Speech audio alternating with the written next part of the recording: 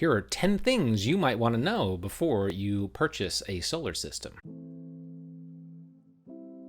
Number 1, can you get the federal tax credit? Make sure that you pay enough taxes in order to be able to collect the 30% federal tax credit. If you cannot collect the tax credit, don't worry, you can still go solar, but ownership is probably not for you. Number 2, make sure you understand what the net metering policy is for your local utility. They vary by state and utility, and not all are solar friendly by any stretch. If you are in a solar friendly net metering area, fantastic, but that doesn't mean it's going to stay that way forever, so be aware of that. Number 3, if you're going to own a solar system, make sure you take advantage of all the incentives, not just the 30% federal income tax credit. There may be other local or state incentives that you don't know about. Make sure you get to take advantage of everything. Here in Massachusetts, we also have a $1,000 tax credit, and we sign people up for REC payments, which is a silly thing, but pays a couple $100s a year or so. And why leave that on the table if you can get it? It's free money.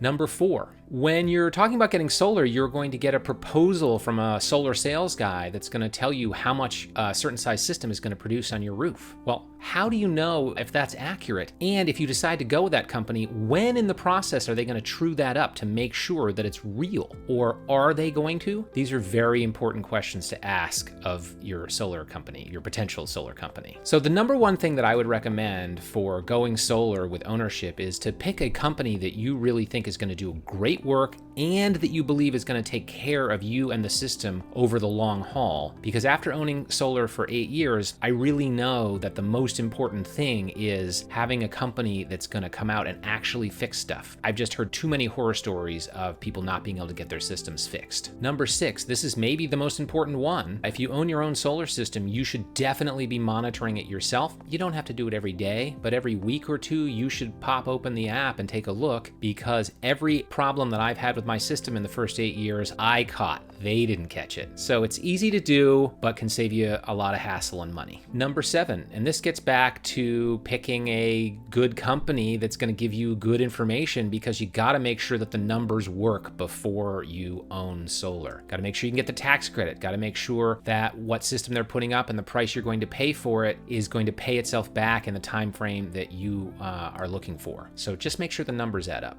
Number 8, after 8 years of owning solar, one of the big lessons I got was that the initial price probably wasn't the most important thing, because I could have gotten a cheaper deal maybe from someone else, but that company would probably be out of business now, and I wouldn't have been able to get my system serviced when I needed it. So really, I know price is important, but I'm telling you, the company that you choose is more important. All right, number 9, and this is one that maybe people forget. Please remember, if you own your solar, you have to add it to your homeowner's insurance. Now, it shouldn't cost a lot, but these days it will be, maybe noticeable at least. When I first started, it was a blip, but now, they're going to charge you for it. Well, maybe not obviously, but it should be well worth it. But certainly talk to your homeowner's insurance and make sure you've got that squared away. And number 10, make sure you choose a good company that's going to do good work, has good labor warranties that you believe is going to be around for the long haul to take care of you. And really, probably you should let them choose the equipment, because again, more important than probably any choice that you make in solar is that you have a company that's going to take care of you. And if they're a good company, they probably made good equipment choices. All right, and special bonus number 11, I can help with all of the above.